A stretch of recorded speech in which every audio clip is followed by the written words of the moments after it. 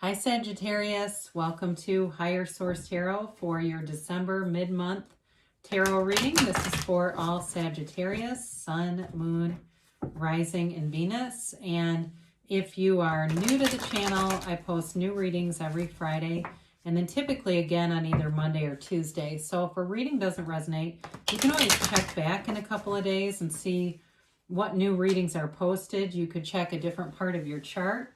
Or you could even check an older reading if the title speaks to you in some way. So we're working with sacred divination here, and they don't use a human timeline like we do. So anything that calls to you may be for you. And if you haven't subscribed yet, I'd love to invite you to join us and subscribe. It'll also help you to know when new readings are posted. What messages do you have for Sagittarius, Sun, Moon, Rising, and Venus? What does Sagittarius need to know, please? What advice do you have for Sagittarius? Okay. Here we go. So we will do our tarot reading here, and then we'll do an Angel Answers Oracle card reading. You can ask a yes/no question and a timeline on those. You've got here your current situation is the Seven of Cups. The immediate influence is the Three of Cups. Now your destiny is the Ace of Wands. In the distant past, you have the Ace of Swords. The more recent past, you have the Eight of Swords. Coming towards you, you've got the Ten of Wands here, but you're represented by the Magician. You have the Emperor as the situation or person who you are dealing with. You've got the Tower and your hopes and fears. This is getting interesting. Wow, how cool. And wow, this is so exciting. You've got the Fool and the outcome. I love it. More major arcana to follow too. Check this out. You've got the Moon and the Queen of Cups here. That got really cool. You've got two aces. You have 5 major arcana. And yeah, you've got a new beginning here with somebody. Now, you know, looks like you've got a choice to make though, or some kind of decision. Now, for some of you, with this Seven of Cups here, that represents choices, and it's really telling you to have discernment, and you've got the energy with the Magician showing up to do just that. The Magician offers discernment and an ability to see the truth in situation. The Magician will not be fooled.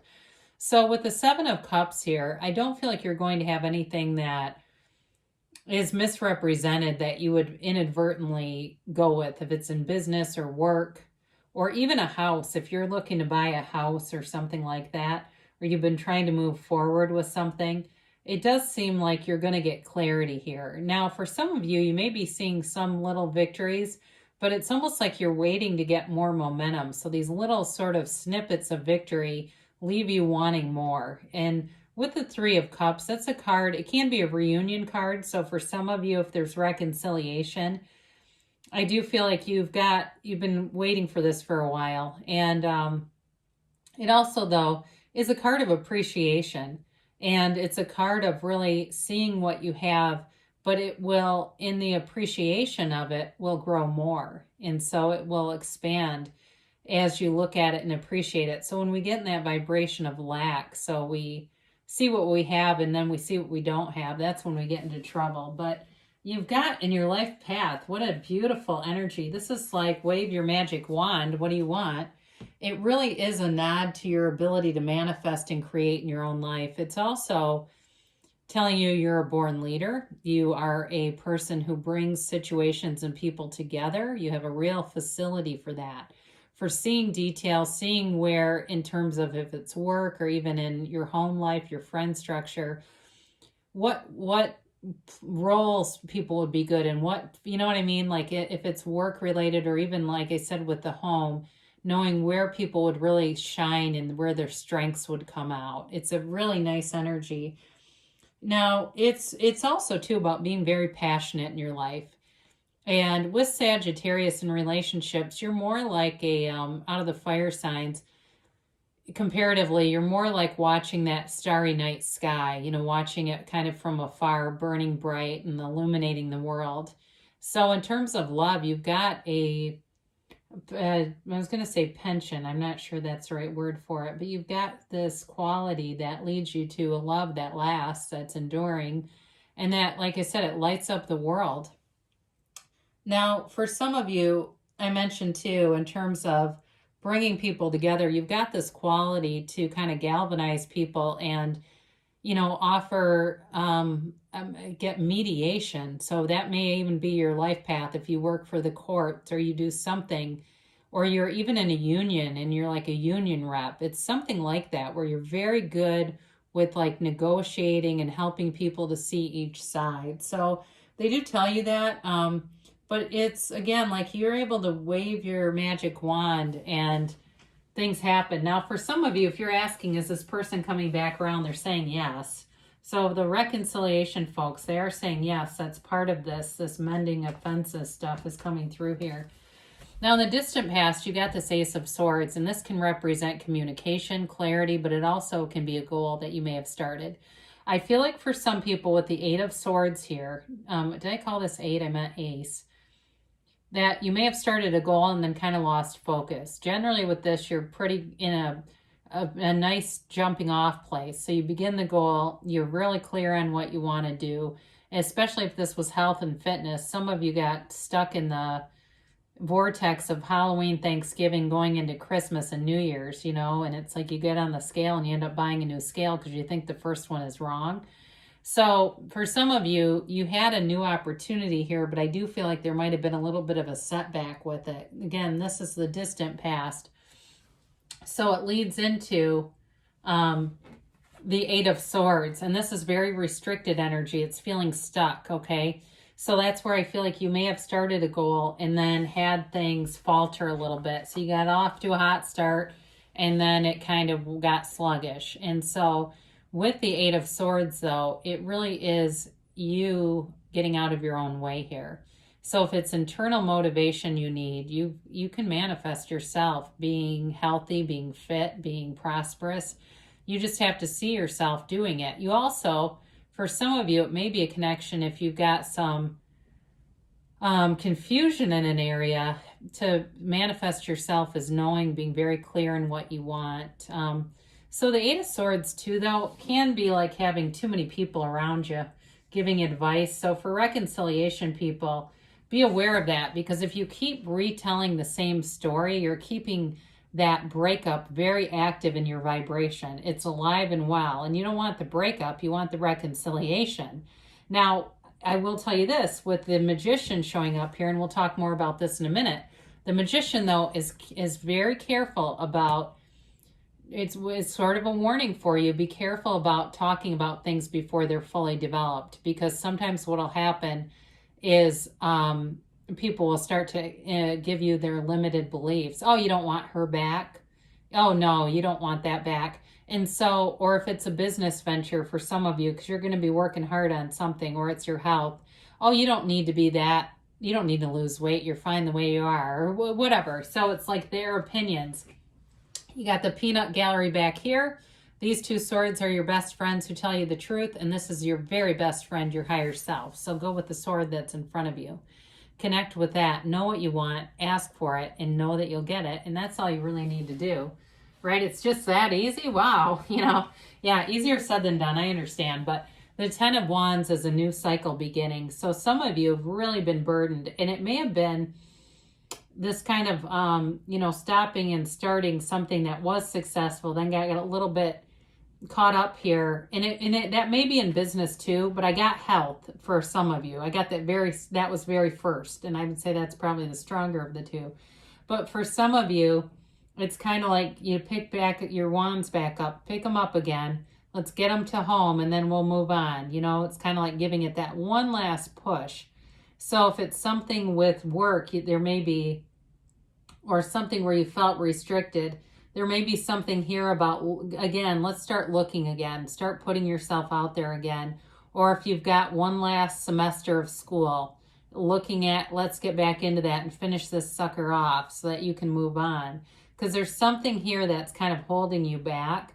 And so allow yourself to do that, allow yourself to release resistance, because this is a very this and the Eight of Swords are both very resistant energy compared to like the Fool and the Magician, which are just fabulous. I mean, you've got the energy that creates worlds here.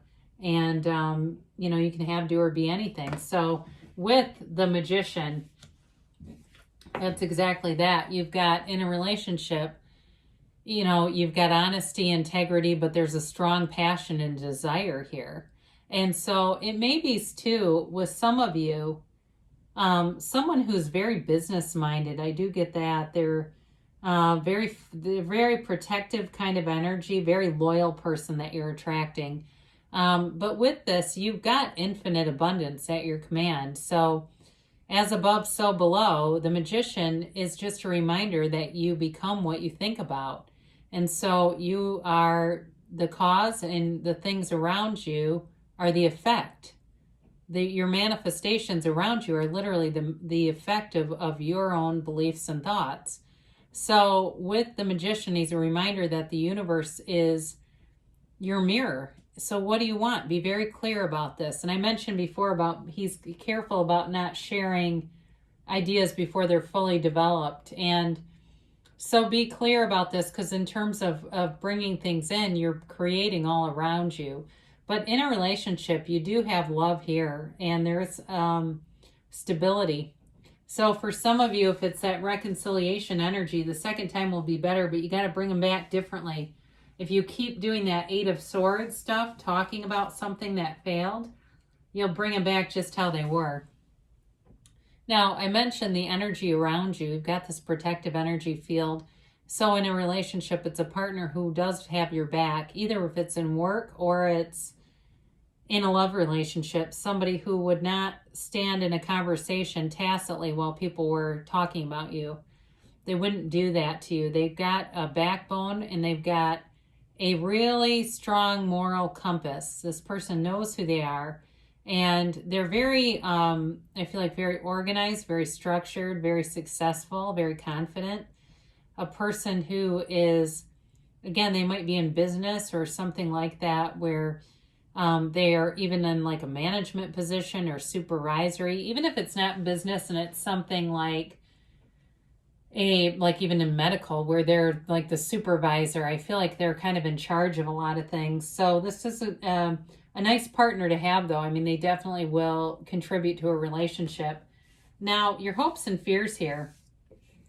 I actually like the Tower, because the Tower is like that corporate raider that takes over corporations that are falling to shit and makes them money making. I mean, this is the kind of energy where it's like, no. This is not enough. This is not fulfilling. So let's get rid of this and bring in fulfillment.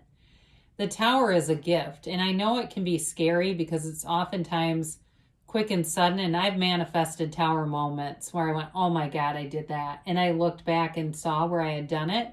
So for you, you really want something that's going to be not only stable, but awesome.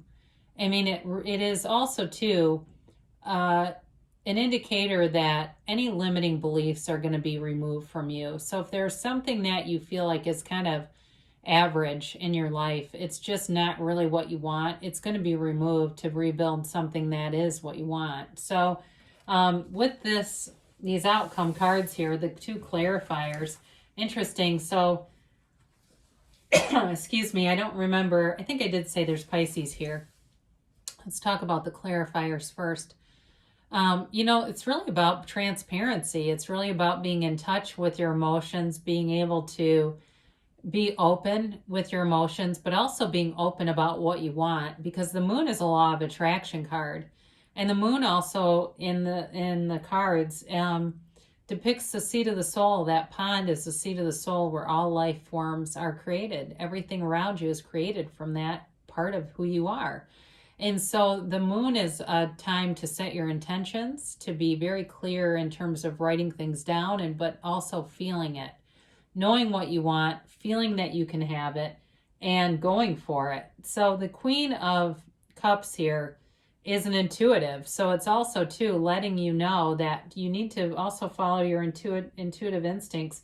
You know, the Magician was really created after a magi. He truly is about magic and bringing magic, what seems to be magic, but really it's you just using the laws of the universe to your benefit. So in a relationship, like I said, you've got a loving energy here. And if you're saying, well, I'm single, I'm alone, or whatever, anything's possible with the energy of the Fool.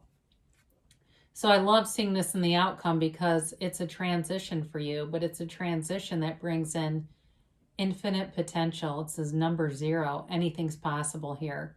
The Fool releases all resistance and takes a leap of faith into what can be the unknown, but what is infinite possibility. So in a relationship, it can be a relationship that changes your life. It can be the relationship, like if you're watching tarot for love videos, that you say, that was the reading or that was the relationship that I stopped watching tarot because I found it. It was here. This love found me. And in terms of business too, there's integrity and honesty here. So it's taking a leap of faith, but with trustworthy people. It's also about, for some of you, maybe about reinventing yourself. Like I mentioned, if you've got something you need to finalize with that 10 of Wands, you do it here. And so you take this leap of faith into that next chapter. It's like a springboard or a catalyst into that next chapter. So like I said before, I mean, you can't with fire energy, you really can't lose with this kind of energy showing up for you. So there's definitely nice aspects here as you move forward into December and really into 2021. So let's see what the angels have to say here for Sagittarius. I mean, there may be, for reconciliation people, I will say this, so I didn't really talk about this with the moon, but I do feel like this person still has you in their mind and on their heart. They still have love for you. That energy has not been disconnected. Of course, energy is never created or destroyed anyway. So if you loved once, you can love again. These middle cards keep getting stuck.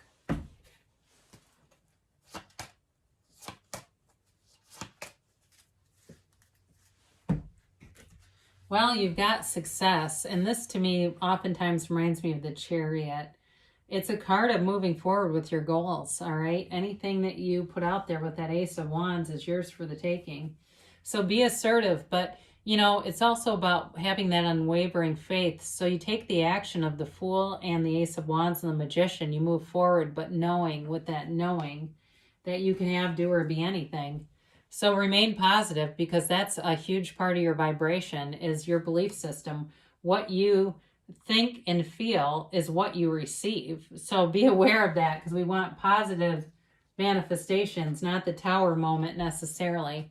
So they tell you in a year from now, and what they're really saying here is that you're in this life-changing transition. In a year from now, I feel like it's much like how people look back on 2019 and they go, oh my God, I had no idea in December 2019 I'd be where I am in 2020. Well, in 2021, you're going to be like, I feel like I hear angels sing. Like, you know, wow, I can't believe this is it. Was all worth it. And you've got a yes, but it's an emphatic yes. I haven't had this one in a while. It's really you holding the sun in one hand and the moon in the other, because you create your own reality.